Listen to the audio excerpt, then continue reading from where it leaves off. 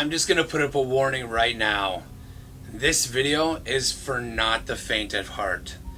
If you suffer from claustrophobia, or you don't like hearing stories about real life people not making it, maybe skip this video, because it's one of the craziest, saddest, craziest stories I've ever heard. Several years ago in Utah, there is a cave, and it was called the Nutty Putty cave. Based on, it has like formations of clay inside of it that resemble Nutty Putty, a toy from the 90s. A young adult named John Jones was visiting his family in Utah, and they wanted to go cave exploring like they used to when they were kids. And they chose the Nutty Putty cave for its popularity in the Utah area. So while in the cave, John and his brother and a couple of their friends were exploring and kind of going the pathways that everybody already have taken. But they wanted to kind of discover new grounds and go to areas that haven't really been traveled before. So John and his friends split off from a group, John going in first to different sections of the cave for much more experienced splunkers or explorers, or just people that have experience in these really tight, crazy, crevice-like caves. John continued to go farther and farther in the more so less explored places of the cave, and eventually he went too far into the small parts of the cave and could not turn around to get back out. He decided to go a little further in to see if there would eventually be a place where he could turn around and try to come back out.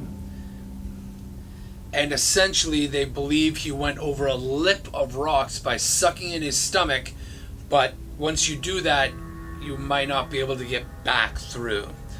So he essentially got stuck in this cave, and the worst part about it was he was at about a 67-degree angle where his head was down and his feet were up.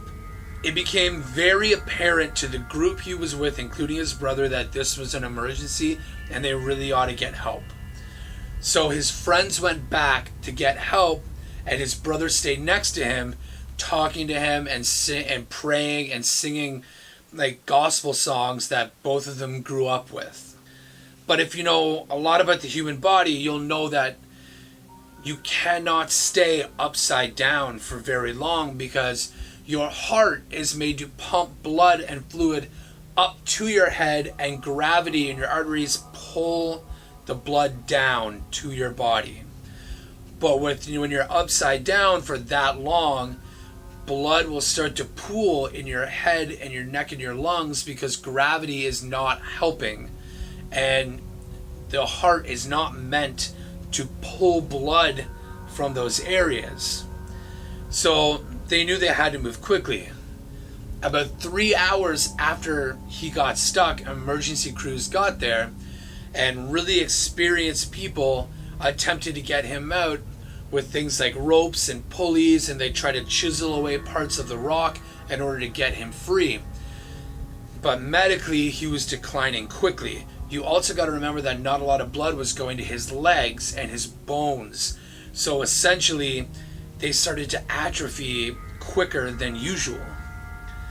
Well, they kept him talking, but they started to hear that he wasn't breathing right, he wasn't talking right, and he was sometimes going in and out of consciousness. They attempted to pull him up out of the hole that he was in, but there was no room for his legs to come up in order to release his torso. They would have to break his legs to do it. If they broke his legs, his body would go into shock and he would surely die almost immediately. So they couldn't do that. They could barely get medication and tool in there to him. It got to a point where they were literally trying to get him out of this cave for almost 24 hours. And by the end of that, he did not make it out of Nutty Putty Cave in Utah. Unfortunately, they had to leave John Jones's body in the cave, which became his resting place for the rest of eternity. After that, they completely sealed off Nutty Putty Cave with cement, no one was allowed to go back into that cave. And his body still remains there. There is a tombstone and a plaque for John Jones in front of what used to be the entrance to Nutty Putty Cave.